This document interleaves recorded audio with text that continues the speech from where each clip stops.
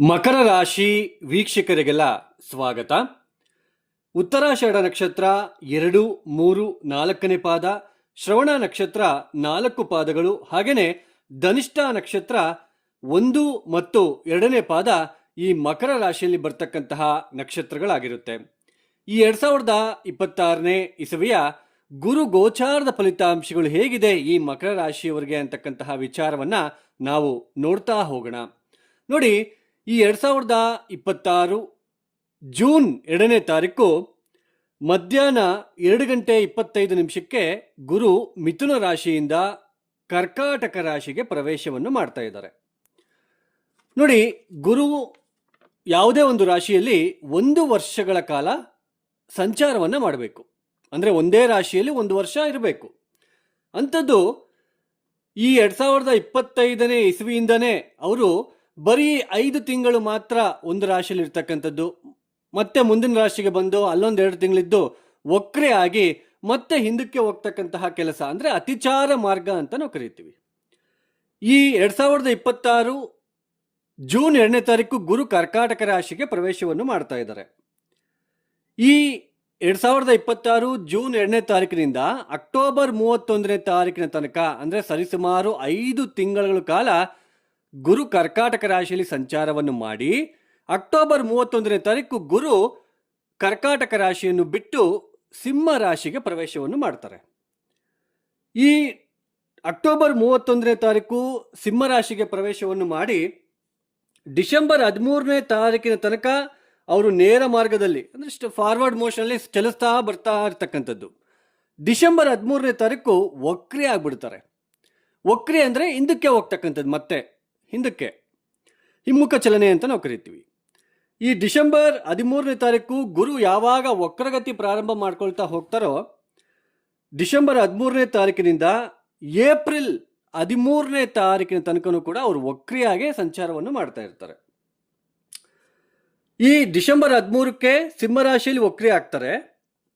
ವಕ್ರಿ ಅಂದರೆ ಹಿಂದಕ್ಕೆ ಹೋಗ್ತಾ ಹೋಗ್ತಾ ಹೋಗ್ತಾ ಜನವರಿ 26ಕ್ಕೆ ಮತ್ತೆ ಕರ್ಕಾಟಕ ರಾಶಿಗೆ ಪ್ರವೇಶವನ್ನು ಮಾಡ್ತಾರೆ, ಅದೇ ವಕ್ರಗತಿಯಲ್ಲೇ. ಈ ಜನವರಿ 26ರಿಂದ ಮತ್ತೆ ಅವರು ವಕ್ರತ್ಯಾಗವನ್ನು ಮಾಡೋದು ಯಾವತ್ತು ಅಂದರೆ ಏಪ್ರಿಲ್ 13ಕ್ಕೆ. ನೋಡಿ, ಈ ಮಕರ ರಾಶಿಯವರಿಗೆ ಈ 2025ನೇ ಇಸವಿಯಲ್ಲಿ ಇದು ನಿಮ್ಮ ಮಕರ ರಾಶಿ 1, 2, 3, 4, 5, 6ನೇ ಮನೆಯಲ್ಲಿ ಗುರು ಸಂಚಾರ ನಡೀತು. ಸಾಕಷ್ಟು ಏರುಪೇರಿನ ಜೀವನವನ್ನು ನೀವು ನೋಡ್ತಾ ಬಂದಿರ. ಸಾಕಷ್ಟು ತೊಂದರೆಗಳನ್ನು ಅನುಭವಿಸ್ತಾ ಬರ್ತಾ ಇದ್ದೀರಾ. ಹಣಕಾಸಿನ ವಿಚಾರದಲ್ಲಿ, ಆರೋಗ್ಯದ ವಿಚಾರದಲ್ಲಿ, ಖರ್ಚುಗಳು, ಸಾಕಷ್ಟು ತೊಂದರೆಗಳನ್ನು ನೀವು ನೋಡ್ತಾ ಬರ್ತಾ ಇದ್ದೀರಾ. ನೋಡಿ, ಇದು ಗೋಚಾರದ ಫಲಿತಾಂಶಗಳು ಮಾತ್ರ. ಕೇವಲ ಗೋಚಾರದ ಫಲಿತಾಂಶಗಳನ್ನೇ ನಾವು ಪೂರ್ತಿಯಾಗಿ ಅದನ್ನೇ ಡಿಪೆಂಡ್ ಆಗಿಬಿಟ್ಟು ಹೋಗೋದು ತುಂಬ ತಪ್ಪು. ಜನ್ಮಜಾತಕ ತುಂಬ ಮುಖ್ಯವಾಗಿರ್ತಕ್ಕಂಥದ್ದು. ಅದೇನೇ ಇರಲಿ, ಈ ಮಕರ ರಾಶಿಯವರು 6ನೇ ಮನೆಯಲ್ಲಿ ಗುರು ಇದ್ದಾಗ ಸಾಕಷ್ಟು ನೋವು ಪಟ್ಟಿದ್ದಾರೆ. ಆದರೆ ಇದೇ 2026 ಜೂನ್ 2ನೇ ತಾರೀಕು ಸಪ್ತಮ ಸ್ಥಾನಕ್ಕೆ ಗುರು ಬರ್ತಾ ಇದ್ದಾರೆ. ನೋಡಿ, ಜೂನ್ 2ನೇ ತಾರೀಕಿನಿಂದ ಅಕ್ಟೋಬರ್ 31ನೇ ತಾರೀಕಿನ ತನಕ ಮಾತ್ರ 5 ತಿಂಗಳ ಕಾಲ ಸಂಪೂರ್ಣ ಗುರುಬಲ ಈ ಮಕರ ರಾಶಿಯವರಿಗೆ ಇರುತ್ತೆ. ಆಮೇಲೆ ಏಪ್ರಿಲ್ 13ನೇ ತಾರೀಕಿನ ತನಕನೂ ಕೂಡ, ಅಂದರೆ ಅಕ್ಟೋಬರ್ 31ರಿಂದ ಏಪ್ರಿಲ್ 13ನೇ ತಾರೀಕಿನ ತನಕ ಗುರುಬಲ ಇರುವುದಿಲ್ಲ. ಮತ್ತೆ ಏಪ್ರಿಲ್ 13ಕ್ಕೆ ಗುರುಬಲ ಮತ್ತೆ ಬರುತ್ತೆ. ನೋಡಿ, 1 ವರ್ಷ ಇರಬೇಕು ಆ್ಯಕ್ಚುಲಿ ಅವರು, ಬಟ್ ಅತಿಚಾರ ಮಾರ್ಗವಾಗಿ ಬರೀ 5 ತಿಂಗಳು ಇರ್ತಾ ಇದ್ದಾರೆ. ಮುಂದಕ್ಕೆ ಬಂದ್ಬಿಡ್ತಾರೆ, ಮತ್ತೆ ಸ್ವಲ್ಪ ದಿನ ಇದ್ದು ವಕ್ರಿ ಆಗ್ತಾರೆ. ವಕ್ರಿ ಆಗಿ ನಿಧಾನಕ್ಕೆ ಹಿಂದಕ್ಕೆ ಹೋಗ್ತಾ ಹೋಗ್ತಾ ಹೋಗ್ತಾ ಈ ಮತ್ತೆ ಇಲ್ಲಿಗೆ ಬಂದು ವಕ್ರಗತಿಯಲ್ಲೇ ಇಲ್ಲಿ ಮತ್ತೆ ಸಂಚಾರ ಮಾಡಿ ಮತ್ತೆ ವಕ್ರತ್ಯಾಗವನ್ನು ಮಾಡಿ ಮತ್ತೆ ಅವರು ಫಾರ್ವರ್ಡ್ ಮೋಷನಲ್ಲಿ ಮತ್ತೆ ಮುಂದಕ್ಕೆ ಹೋಗ್ತಕ್ಕಂಥದ್ದು. ಅದೇನೇ ಇರಲಿ, ಈ ಮಕರ ರಾಶಿಯಲ್ಲಿ ಹುಟ್ಟಿರ್ತಕ್ಕಂತಹ 3 ನಕ್ಷತ್ರದವರೆಗೂ, ಉತ್ತರಾಷಾಢ ನಕ್ಷತ್ರ, ಶ್ರವಣ ನಕ್ಷತ್ರ, ಧನಿಷ್ಠ ನಕ್ಷತ್ರದವರೆಗೆ ಯಾವಾಗ ವಿಶೇಷವಾದಂತಹ ಫಲ ಈ ಗುರು ಗೋಚಾರದಿಂದ ಪ್ರಾಪ್ತಿಯಾಗುತ್ತೆ ಅಂತಕ್ಕಂಥದ್ದನ್ನು ಕೂಡ ನಾನು ಈ ವಿಡಿಯೋದಲ್ಲಿ ತಿಳಿಸ್ತಾ ಹೋಗ್ತೇನೆ. ಮುಖ್ಯವಾಗಿ ಗುರು ಸಪ್ತಮ ಭಾವಕ್ಕೆ ಬರ್ತಾ ಇರ್ತಕ್ಕಂಥದ್ದು, ಸಂಪೂರ್ಣ ಗುರುಬಲ, ಉಚ್ಚ ಸ್ಥಾನ ಬೇರೆ ಆಗುತ್ತೆ. ಗುರು ಈ ಸಪ್ತಮ ಭಾವದಲ್ಲಿ ಸಂಚಾರ ಮಾಡ್ತಾ ಗುರುವಿನ ದೃಷ್ಟಿ ಎಲ್ಲೆಲ್ಲಿ ಬೀಳ್ತಾ ಇದೆ, ಗುರು ತಾನಿರುವ ರಾಶಿಯಿಂದ 1, 2, 3, 4, 5 5ನೇ ಮನೆಯನ್ನು ನೋಡ್ತಾರೆ. ಅಂದರೆ ನಿಮ್ಮ ಮಕರ ರಾಶಿಯಿಂದ ಲಾಭದ ಮನೆಗೆ ದೃಷ್ಟಿ ಬೀಳುತ್ತೆ ಅವ್ರಿಗೆ. ಇಲ್ಲಿ ಕುತ್ಕೊಂಡ್ಬಿಟ್ಟು ಸಂಪೂರ್ಣ ಗುರುಬಲ ಇರುತ್ತೆ.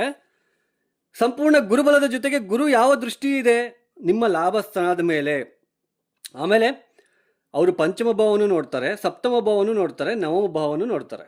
ಅಂದರೆ ಗುರು ತಾನಿರುವ ರಾಶಿಯಿಂದ 1, 2, 3, 4, 5 ಇದು ಪಂಚಮ ಭಾವ, 6, 7 ಇದು ಸಪ್ತಮ ಭಾವ, 8, 9 ಇದು ನವಮ ಸ್ಥಾನದ ಮೇಲೆ ದೃಷ್ಟಿ. ಅಂದರೆ ಗುರುವಿನ ದೃಷ್ಟಿ ನಿಮ್ಮ ರಾಶಿಯಿಂದ ಲಾಭಸ್ಥಾನ, ಜನ್ಮರಾಶಿ ಮತ್ತು ತೃತೀಯ ಸ್ಥಾನದ ಮೇಲೆ ಬೀಳ್ತಾ ಇರೋದ್ರಿಂದ ನೋಡಿ, ಮುಖ್ಯವಾಗಿ ಇಷ್ಟು ದಿನ ಏನು ನೀವು ಪ್ರತಿ ಕೆಲಸದಲ್ಲೂ ವಿಳಂಬಗಳನ್ನು ಅನುಭವಿಸ್ತಾ ಬರ್ತಾ ಇದ್ದೀರಾ, ಸೋದರರ ಜೊತೆ ಭಿನ್ನಾಭಿಪ್ರಾಯ, ತಂದೆಯ ಒಂದು ಆರೋಗ್ಯದ ವಿಚಾರ ಆಗಿರ್ಬೋದು, ತಂದೆಯ ಜೊತೆ ಭಿನ್ನಾಭಿಪ್ರಾಯ ಆಗಿರ್ಬೋದು, ಅಥವಾ ಸಮಾಜದಲ್ಲಿ ಒಂದು ಗೌರವಕ್ಕೆ ಧಕ್ಕೆ ಆಗಿರ್ತಕ್ಕಂಥದ್ದಾಗಿರ್ಬೋದು, ಅಥವಾ ನೀವು ಮಾಡ್ತಕ್ಕಂತಹ ಕೆಲಸ ಕಾರ್ಯಗಳಾಗಿರ್ಬೋದು, ಅದು ವ್ಯಾಪಾರ ಆಗಿರ್ಬೋದು, ಉದ್ಯೋಗ ಆಗಿರಬಹುದು, ಅಥವಾ ಮದುವೆ ವಿಚಾರದಲ್ಲಾಗಿರ್ಬೋದು, ಯಾವುದೇ ಕೆಲಸ ತಗೊಳ್ಳಿ, ಈ ಒಂದು ಜೂನ್ 2ನೇ ತಾರೀಕಿನಿಂದ ಸಾಕಷ್ಟು ಮುನ್ನಡೆಯನ್ನು ನೀವು ಅನುಭವಿಸ್ತಾ ಹೋಗ್ತೀರಾ. ಸಾಕಷ್ಟು ಪಾಸಿಟಿವ್ ಎನ್ವೈರ್ನ್ಮೆಂಟ್ನ ನೀವು ಅನುಭವಿಸ್ತಾ ಹೋಗ್ತೀರಾ. ಮನೆಯಲ್ಲಿ ಇರ್ತಕ್ಕಂತಹ ಗೊಂದಲಗಳು ಕಡಿಮೆ ಆಗ್ತಕ್ಕಂಥದ್ದು. ಯಾರೆಲ್ಲ ಮದುವೆಗೋಸ್ಕರ ಪ್ರಯತ್ನ ಪಡ್ತಾ ಇದ್ದೀರಾ ಅವರಿಗೆ ಮದುವೆ ಆಗ್ತಕ್ಕಂತಹ ಒಂದು ವಿಶೇಷವಾಗಿರ್ತಕ್ಕಂತಹ ಕಾಲ ಬರ್ತಕ್ಕಂಥದ್ದು. ಹಾಗೆಯೇ ಈ ಗುರುವಿನ ದೃಷ್ಟಿ ಲಾಭಸ್ಥಾನದ ಮೇಲೆ ಬೀಳ್ತಾ ಇರೋದ್ರಿಂದ ಹೊಸ ಮಿತ್ರರ ಪರಿಚಯ ಆಗ್ತಕ್ಕಂಥದ್ದು. ಹಾಗೆಯೇ ವಿಶೇಷವಾಗಿ ಪಾಲುದಾರಿಕೆ ವ್ಯಾಪಾರದಲ್ಲಿ ಸಾಕಷ್ಟು ಆದಾಯ ಸಿಗ್ತಕ್ಕಂಥದ್ದು, ಹೊಸ ಕಾಂಟ್ರಾಕ್ಟ್ ಮಾಡ್ತಕ್ಕಂಥದ್ದು, ಏನಾದರೂ ಒಂದು ಗುತ್ತಿಗೆ ಅಥವಾ ಕಾಂಟ್ರಾಕ್ಟ್ ನಿಮಗೆ ಸಿಗ್ತಕ್ಕಂಥದ್ದು ಈ ಸಮಯದಲ್ಲಿ. ಹಾಗೆಯೇ ಹೊಸ ಸ್ನೇಹಿತರಿಂದ ಉನ್ನತವಾಗಿರ್ತಕ್ಕಂತಹ ಸ್ಥಿತಿಯಲ್ಲಿರ್ತಕ್ಕಂಥವರ ಸ್ನೇಹದಿಂದ ಸ್ವಲ್ಪ ಆದಾಯದಲ್ಲಿ ಗಳಿಕೆ ಆಗ್ತಕ್ಕಂಥದ್ದಾಗಿರ್ಬೋದು. ವಿಶೇಷವಾಗಿ ಮೀಡಿಯಾ ರಂಗದಲ್ಲಿ ಇರ್ತಕ್ಕಂಥವ್ರು, ಯಾಕಂದರೆ ನಿಮ್ಮ ಜನ್ಮರಾಶಿನ ತೃತೀಯ ಸ್ಥಾನದ ಮೇಲೆ ದೃಷ್ಟಿ ಬೀಳುತ್ತೆ, ಗುರುವಿನ ದೃಷ್ಟಿ ತೃತೀಯಾಧಿಪತಿಯಾಗಿ ತೃತೀಯ ಸ್ಥಾನವನ್ನು ಇಲ್ಲಿ ಶನಿ ಬೇರೆ ಇದ್ದಾರೆ. ವಿಶೇಷವಾಗಿ ನಿಮಗೆ ಸಮಾಜದಲ್ಲಿ ಗೌರವದ ಉಂಟಾಗ್ತಕ್ಕಂಥದ್ದು, ಮೀಡಿಯಾ ರಂಗದಲ್ಲಿ ಇರ್ತಕ್ಕಂಥವ್ರಿಗೆ ಸಾಕಷ್ಟು ಉನ್ನತವಾಗಿರ್ತಕ್ಕಂತಹ ಹೆಸರು ಸಿಗ್ತಕ್ಕಂಥದ್ದು. ಇಷ್ಟು ದಿನ ಏನು ನೀವು ಕನ್ಫ್ಯೂಷನ್ ಅನುಭವಿಸ್ತಾ ಇದ್ದೀರಾ, ಗೊಂದಲಗಳನ್ನು ನೀವು ಅನುಭವಿಸ್ತಾ ಇದ್ದೀರಾ, ಹಣಕಾಸಿನ ವಿಚಾರದಲ್ಲಿ ಯಾರೆಲ್ಲ ತೊಂದರೆಗಳನ್ನು ಅನುಭವಿಸ್ತಾ ಇದ್ದೀರಾ ಅವರಿಗೆಲ್ಲನೂ ಕೂಡ ಸಾಕಷ್ಟು ಉತ್ತಮವಾದ ಫಲಿತಾಂಶಗಳು ಸಿಗ್ತಾ ಹೋಗುತ್ತೆ ಅಂತಲೇ ಹೇಳ್ಬೋದು.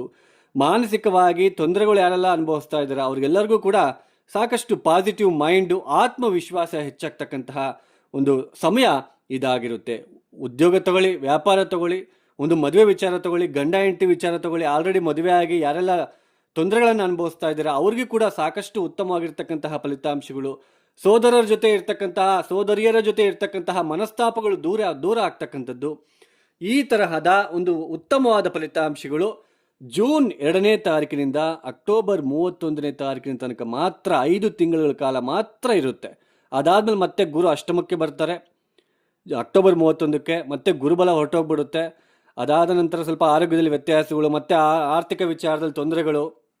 ಅಕ್ಟೋಬರ್ 31ರಿಂದ ಏಪ್ರಿಲ್ 13ನೇ ತಾರೀಕಿನ ತನಕ ನೋಡಿ, ಹೊಸ ಏನೆಲ್ಲ ನೀವು ವ್ಯಾಪಾರದಲ್ಲಿ ಹೊಸದಾಗಿ ಏನಾದರೂ ಮಾಡಬೇಕು ಅಂತಿದ್ದೀರಾ, ಅಥವಾ ಏನಾದರೂ ಒಂದು ಕುಟುಂಬ ವಿಚಾರದಲ್ಲಾಗಿರ್ಬೋದು, ಒಂದು ಕುಟುಂಬದಲ್ಲಿ ಘರ್ಷಣೆಗಳು ಆಗಿರಬಹುದು, ಸ್ವಲ್ಪ ದುಡುಕಿ ನಿರ್ಧಾರಗಳನ್ನು ತಗೊಳ್ಕೊಳ್ತಕ್ಕಂಥದ್ದು ಮಾಡೋದಕ್ಕೆ ಹೋಗಬೇಡಿ ಆ ಸಮಯದಲ್ಲಿ.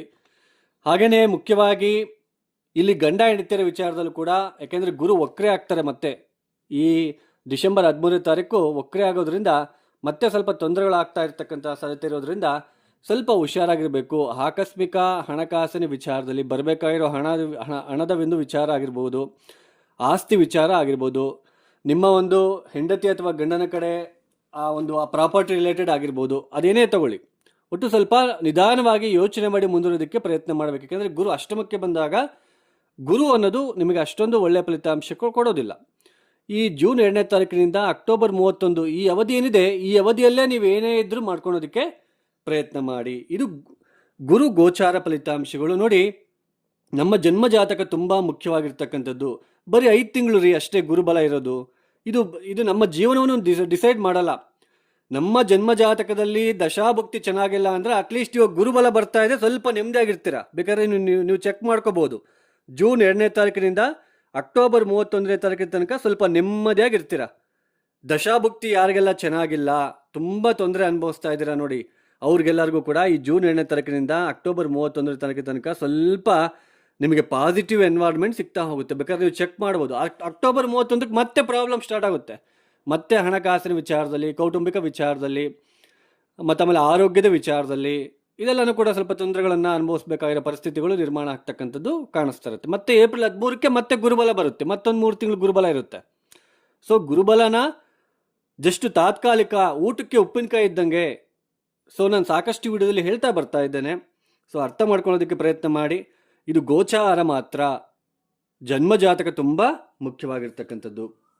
ನೋಡಿ, ಈ ಉತ್ತರಾಷಾಢ ನಕ್ಷತ್ರ 2, 3, 4ನೇ ಪಾದದಲ್ಲಿ ಹುಟ್ಟಿರ್ತಕ್ಕಂಥವ್ರಿಗೆ ಈ ಗುರು ಯಾವಾಗ ನಿಮಗೆ ತುಂಬ ಉತ್ತಮವಾಗಿರ್ತಕ್ಕಂತಹ ಸ್ಥಿತಿ ಸಿಗ್ತಾ ಹೋಗುತ್ತೆ ಗುರುವಿನಿಂದ ಅಂತಂದರೆ, ಜೂನ್ 15ನೇ ತಾರೀಕಿನಿಂದ ಆಗಸ್ಟ್ 19ನೇ ತಾರೀಕಿನ ತನಕ ಈ ಉತ್ತರಾಷಾಢ ನಕ್ಷತ್ರ 2, 3, 4ನೇ ಪಾದದವರೆಗೆ ಸಾಕಷ್ಟು ಉತ್ತಮವಾದ ಫಲಿತಾಂಶಗಳು, ತುಂಬ ಪಾಸಿಟಿವ್ ಎನ್ವೈರನ್ಮೆಂಟ್ ಸಿಗ್ತಾ ಹೋಗುತ್ತೆ. ಜೂನ್ 18ರಿಂದ ಆಗಸ್ಟ್ 19, ಮತ್ತೆ ಅಕ್ಟೋಬರ್ 31ರಿಂದ ಮತ್ತೆ ಈ ನಕ್ಷತ್ರದಲ್ಲಿ ಹುಟ್ಟಿರ್ತಕ್ಕಂಥವ್ರಿಗೆ ಸ್ವಲ್ಪ ಉತ್ತಮವಾದ ಫಲಿತಾಂಶ ಗುರುವಿನಿಂದ ಸಿಗ್ತಾ ಹೋಗ್ತಕ್ಕಂಥದ್ದು.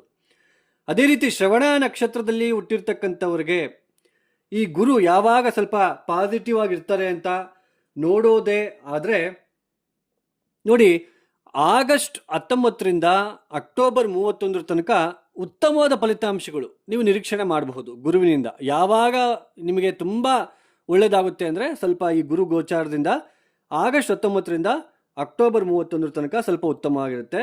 ಹಾಗೆಯೇ ಧನಿಷ್ಠ ನಕ್ಷತ್ರ 1, 2ನೇ ಪಾದದಲ್ಲಿ ಹುಟ್ಟಿರ್ತಕ್ಕಂಥವ್ರಿಗೆ ಗುರು ಗೋಚಾರ ಯಾವಾಗ ಸ್ವಲ್ಪ ಫೇವರಬಲ್ ರಿಸಲ್ಟ್ ಕೊಡ್ತಾ ಹೋಗುತ್ತೆ ಅಂತಂದರೆ, ನೋಡಿ, ಇವ್ರಿಗೂ ಕೂಡ ಜೂನ್ 18ನೇ ತಾರೀಕಿನಿಂದ ಆಗಸ್ಟ್ 19ನೇ ತಾರೀಕಿನ ತನಕ ತುಂಬ ಉತ್ತಮವಾದ ಒಂದು ಫಲಿತಾಂಶಗಳು ಗುರುವಿನಿಂದ ಸಿಗ್ತಾ ಹೋಗುತ್ತೆ. ಸೊ ಇದು ಗುರು ಗೋಚಾರ ಮಾತ್ರ. ಒಟ್ಟಾರೆಯಾಗಿ ಈ ಮಕರ ರಾಶಿಯಲ್ಲಿಟ್ಟಿರ್ತಕ್ಕಂತಹ ಪ್ರತಿಯೊಬ್ಬರು ಕೂಡ ದಶಾಭುಕ್ತಿ ನೋಡ್ಕೊಳ್ಳಿ. ನಿಮ್ಮ ಜನ್ಮ ಜಾತಕ ಚೆನ್ನಾಗಿದ್ದರೆ ಈ ಗುರು ಗೋಚಾರ ನಮಗೆ ಮತ್ತೆ ಗುರುಬಲ ಬೇರೆ ಬರ್ತಾ ಇದೆ. ನಿಮಗೆ ಜನ್ಮ ಜಾತಕದಲ್ಲೂ ಕೂಡ ಒಳ್ಳೆಯ ದಶ ನಡೀತಾ ಇದ್ದು ಇವಾಗ ಪ್ಲಸ್ ಗುರು ಒಂದು ಬಲನು ಬರ್ತಾ ಇರೋದ್ರಿಂದ ಮತ್ತಷ್ಟು ಉತ್ತಮ ಫಲಿತಾಂಶ ಸಿಗುತ್ತೆ. ದಶಾಭುಕ್ತಿ ಚೆನ್ನಾಗಿಲ್ವಾ, ಈ ಗುರುಬಲ ಬರ್ತಾ ಇರೋದು ಸ್ವಲ್ಪ ಬೇಸಿಗೆಯಲ್ಲಿ ಮಳೆ ಬಂದು ಹೋದಂಗೆ ಇರುತ್ತೆ ಅಷ್ಟೇ. ಬರೀ 5 ತಿಂಗಳು ಸ್ವಲ್ಪ ಏನೋ ಸುಧಾರಿಸುತ್ತೆ ಅಷ್ಟೇ. ಅರ್ಥ ಮಾಡ್ಕೊಳ್ಳೋದಕ್ಕೆ ಪ್ರಯತ್ನ ಮಾಡಿ. ಗೋಚಾರದ ಫಲಿತಾಂಶಗಳೇ ನಮ್ಮ ಜೀವನವನ್ನು ನಿರ್ಧಾರ ಮಾಡುವುದಿಲ್ಲ. ಹಾಗೆಯೇ ಯಾರಿಗಾದರೂ ಆಸ್ಟ್ರಾಲಜಿ ಕನ್ಸಲ್ಟೇಷನ್ ಬೇಕು ಅಂತಂದರೆ ನೋಡಿ, ಈ ಡಿಸ್ಪ್ಲೇ ಆಗ್ತಿರೋ ನಂಬರ್ಗೆ ನೇರವಾಗಿ ಕರೆಯನ್ನು ಮಾಡಿ 8904951958 8904951958ಗೆ ಕರೆಯನ್ನು ಮಾಡಿ. ಇನ್ನು ಯಾರೆಲ್ಲ ವಿಡಿಯೋನ ನೋಡ್ತಾ ಇದ್ದೀರಾ, ನಿಮ್ಗೆ ಇಷ್ಟ ಆಗಿದ್ದರೆ ಮಾತ್ರ ಲೈಕ್ ಮಾಡಿ, ಶೇರ್ ಮಾಡಿ, ಸಬ್ಸ್ಕ್ರೈಬ್ ಮಾಡ್ಕೊಳ್ಳಿ. ಸರ್ವೇ ಜನೋ ಸುಖಿನೋ ಭವಂತು. ಧನ್ಯವಾದಗಳು. ಜೈ ಶ್ರೀರಾಮ್.